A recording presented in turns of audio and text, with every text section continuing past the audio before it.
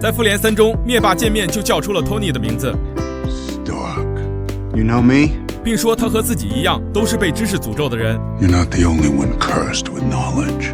那么问题来了，他们被知识诅咒体现在什么地方呢？我们马上开始解答。首先，我们得先了解一个观念，那就是这个诅咒并不是单纯的指他人的恶意辱骂或报复，而是包括但不限于有某人的观念相当超前，从而不被大众理解，或者一个人有着某种技能或物品，但他必须因此失去某些东西和遭遇不幸，这些都可以看作是一种诅咒。我们回到正题 ，Tony 被知識诅咒的点其实不在于他的学识，也不在于他的创造力，他真正超越常人的是他的观念和远见。 I shouldn't be alive.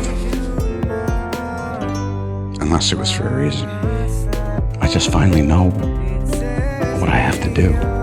就比如他在新闻发布会上公开自己钢铁侠的身份，对于一般人来说，这种情况下肯定都是隐藏身份以确保安全。但 Tony 看到的不一样，既然世界上已经有了钢铁侠的存在，那么民众势必会因此产生恐慌，索性直截了当公开自己的身份，让人心中有个底。又在之后的纽约大战中 ，Tony 意识到来自外太空的威胁，于是不断改进战甲，研制新技术，更是有了创造奥创的想法。在制造奥创时，他只将这个消息告诉了班纳，因为他知道这些队友中只有班纳能够理解他的想法。即使奥创的研发失败了，但他还是执意要继续开发新的 AI 机器人，因为他知道其他人都还没有预见到更大的威胁，所以只能把希望压注在自己成熟的 AI 机器人上。也是从这时开始，因为自己不被理解，史蒂夫和托尼之间的矛盾越来越严重，最终发展成为了内战。史蒂夫因为在美队2中了解到九头蛇对各个机构的渗透，所以他更加相信个人的力量，这就是他不愿签署索科维亚协议的原因。但是他没有想到，一份小小的协议哪里能约束到这些复仇者？真正到了关键时刻，他们这群人该怎样还是怎样。而且签署这份协议之后，就相当于变相和联合国合作，从而获得更多的力量支持，以应对未来更大的危机。这也对应着这句话。